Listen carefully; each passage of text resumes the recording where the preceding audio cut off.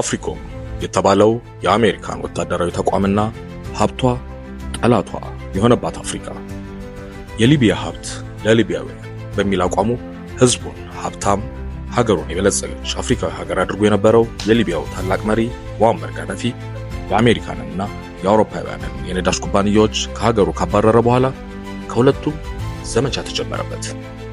አሜሪካ ጋዳፊ የሊቢያን ህዝብ ሀብት ለራሱ ስልጣን ማስጠበቂያ እየተጠቀመበት ነው፣ ህዝቡ በጭቆና ስር ነው፣ የሊቢያን ህዝብ በአምባገነንነት የያዘው ሙአመር ጋዳፊ ካልተወገደ ይህ ህዝብ በጭቆና መኖሩ ነው አለች።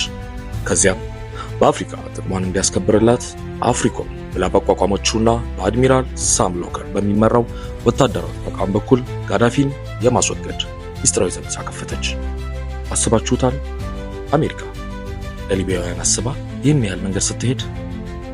ይህ ኦፕሬሽን ኦዲሴ ዳውን የተባለው ጋዳፊን ማስወገድ ተልእኮን ያደረገ ሚስጥራዊ ኦፕሬሽን ከተደራጀ በኋላ በተለያየ ሴራ ሞክረውት አልበገር ያላቸውን ጋዳፊን ለማስወገድ ሊቢያን በቦምብ መደብደብ ጀመሩ።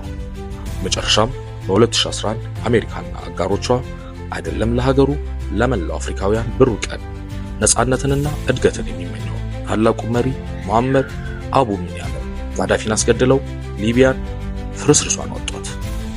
አፍሪኮም በተባለው የአሜሪካን ጥቅም ጠባቂ ወታደራዊ ተቋም ጋዳፊን አስወግደው የሊቢያን ነዳጅ እንደ ልባቸው ያለ ከልካይ መቅዳት ጀመሩ።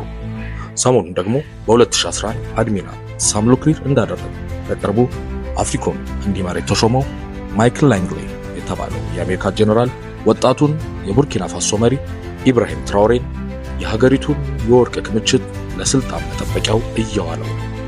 የቡርኪና ፋሶ ህዝብ በጭቆና ስር ነው፣ በሀብቱም መጠቀም አልቻለም፣ ነፃነት ተጠምቷል ሲል መናገሩ የዚህ ሰሞን የአፍሪካውያን መነጋገሪያ ነው።